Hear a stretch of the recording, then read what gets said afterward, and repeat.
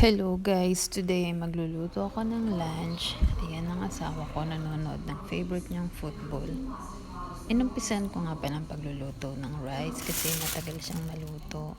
So today magluluto ako ng tinola at pritong tilapia. Ayan, binabalatan ko ng mga gulay at inuumpisan ko na rin gayatin ang mga kakailanganing ingredients para sa aking tinola. Ayan, pagkatapos kong magayat ang mga ingredients ay inuna ko ng igisa ang luya.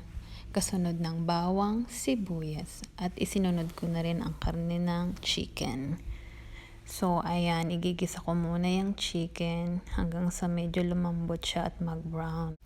So, habang ginigisa ko yung chicken, ay sinunod ko na ang sayote dahil ito ay matagal lumambot at nilagyan ko na rin siya ng paminta at patis pampalasa.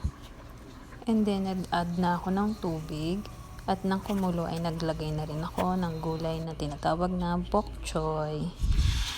Nagustuhan kasi ng asawa ko ang gulay na bok choy kaya yan ang aming binili sa grocery store.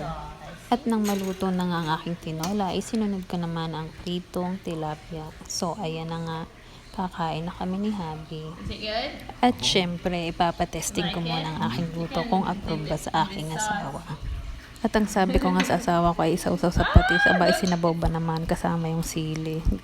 Nakakatawa talaga ang aking asawa. So, bago nga pala matapos ang aming pagkain, nalimutan namin ang pritong tilapia. So, ayan, bago kami matapos, tinikman muna namin pareho ang tilapia. Masarap din siya. So, hanggang dito na lang guys. Salamat!